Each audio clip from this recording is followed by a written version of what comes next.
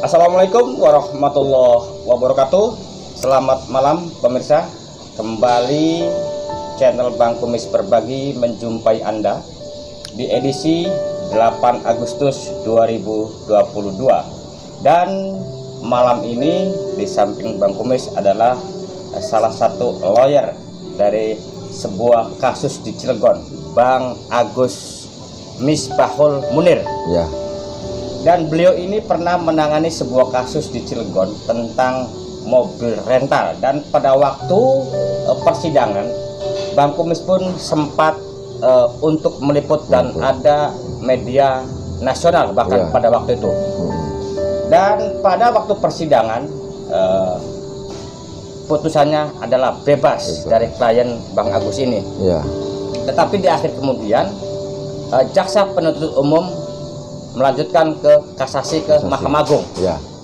Dan malam ini baru saja Bang Kumis mendapatkan satu informasi dan sempat baca dari beberapa media online yang ada di Banten, AMB.TV, detikperkara.com, terus kompasbanten.com, dan beberapa media pun rame akhirnya membicarakan tentang sosok Bung Agus ini.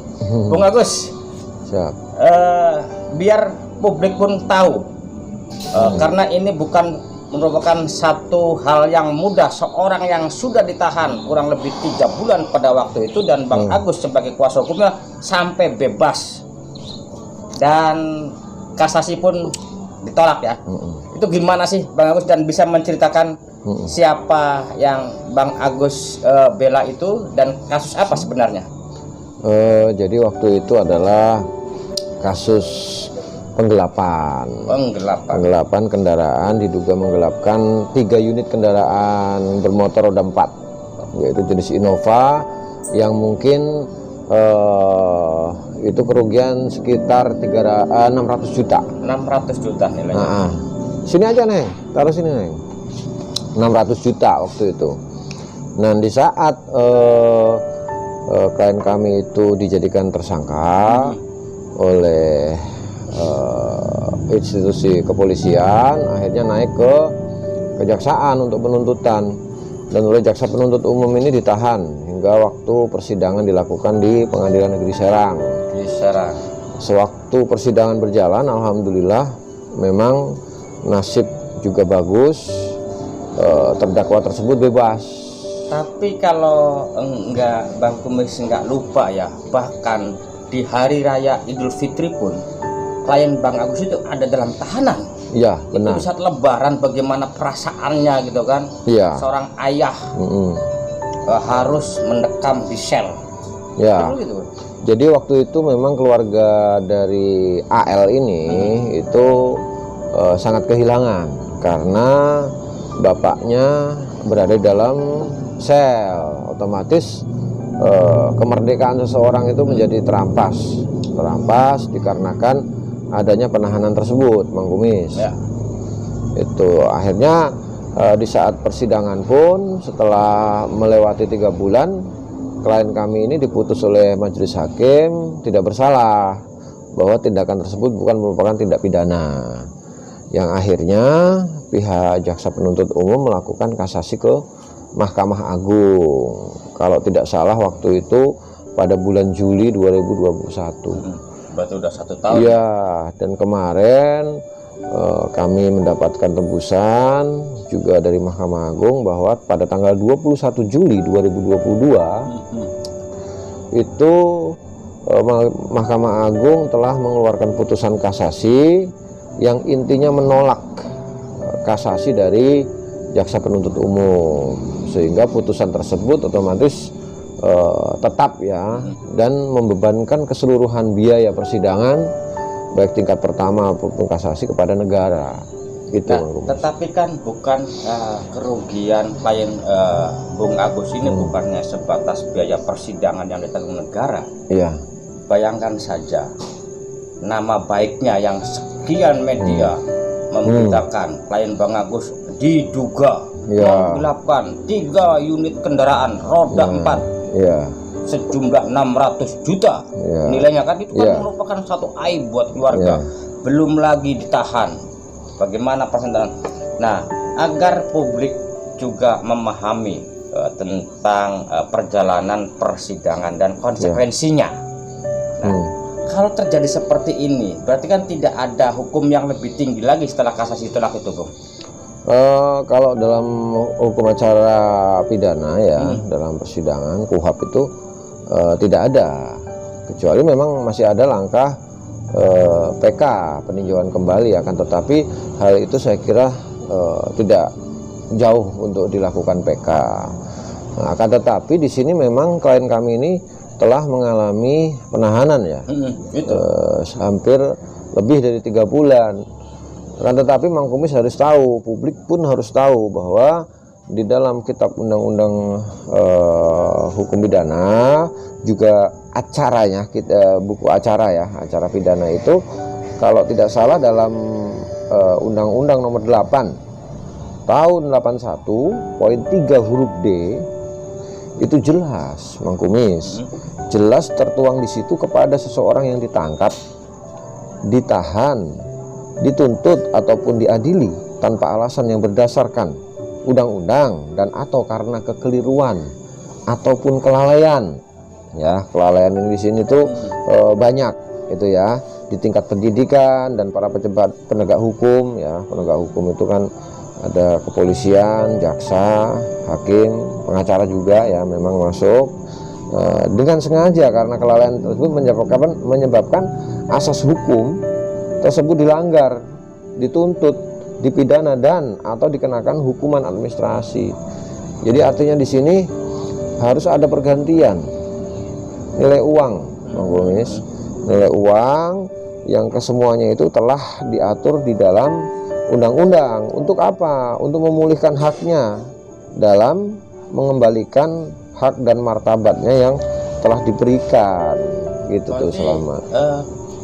Ada satu ruang, ada pintu masuk untuk klien Bang Agus ini dalam arti tuntutan berbentuk kerugian ya, uang ya, materi kepada pihak-pihak yang memang tadi ada istilah kekeliruan lah, apa sejenisnya yang jelas bahwa setelah kasasi diputuskan itu tidak ditolak, berarti putusan pada waktu pengadilan itulah yang menjadikan satu pegangan bahwa klien Bang Agus ini bebas murni dan tidak bersalah, kan begitu? Betul. Nah, nanti terus langkah-langkah apa nih?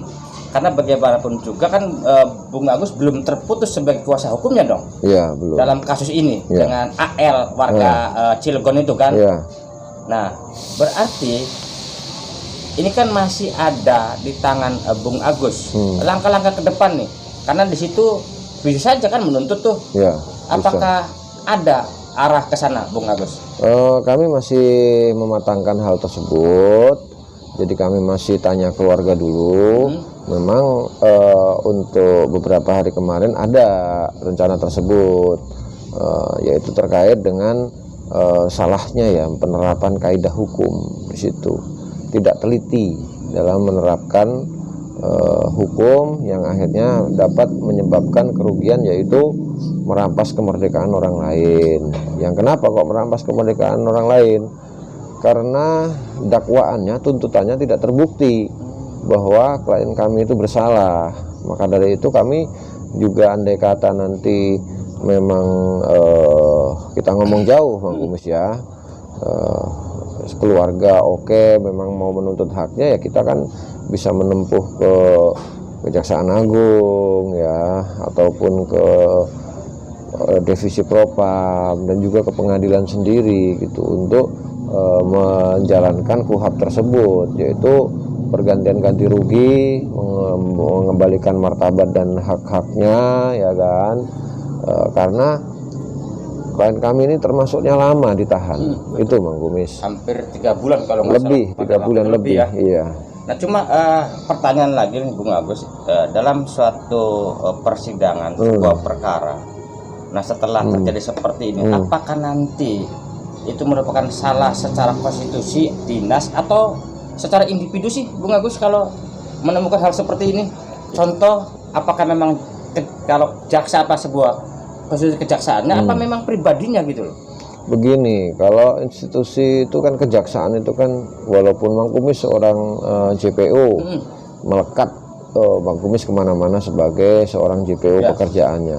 Akan tetapi dalam penerapan hukum tersebut kan dapat dikatakan penerapan hukum yang salah itu apabila terbukti si terdakwa ini tidak bersalah. Nah, itu namanya penerapan hukumnya tidak benar.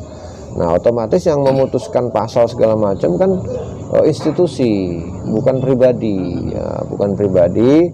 Oh, ini memenuhi unsur tindak pidana pasal sekian, melalui kajian, melalui bukti, melalui saksi yang tadinya sebelum itu ditahan itu sudah memenuhi unsur apa belum, kan begitu.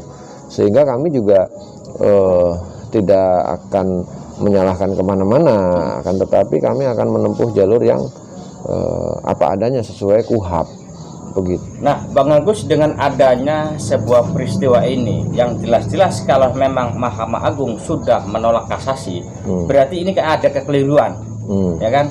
Nah, Bang Agus sebagai lawyer yang memang hubungannya erat dengan kejaksaan, dengan kepolisian, dengan peristiwa ini, Bang Agus, barangkali ada pesan khusus buat para penegak hukum agar peristiwa ini tidak terulang kembali. Jadi sedikit meluruskan aja Bang Kumis. Di sini hanya sebatas memang salah dalam penerapan hukum.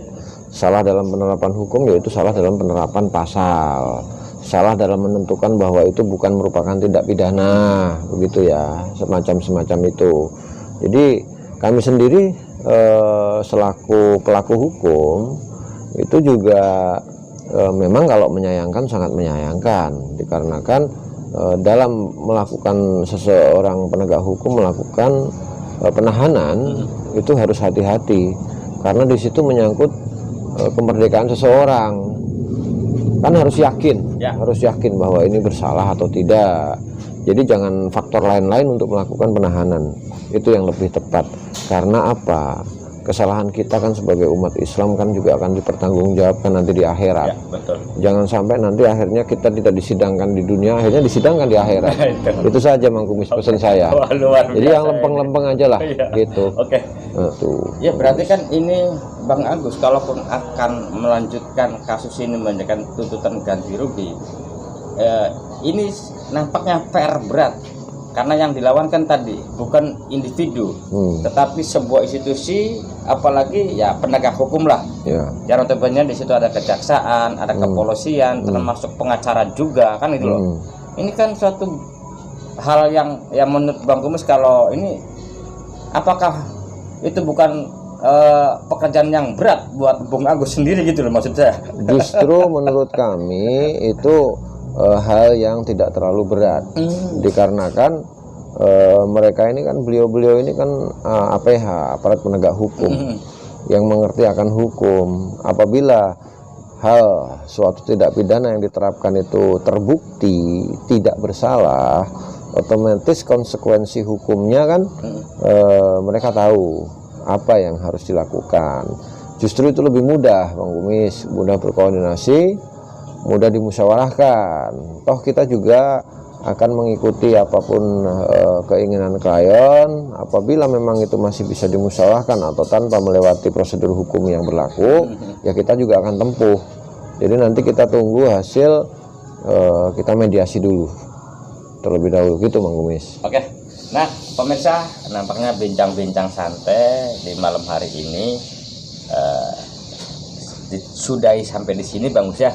Tapi nampaknya ini bukan sebuah akhir informasi, ini awal informasi babak baru.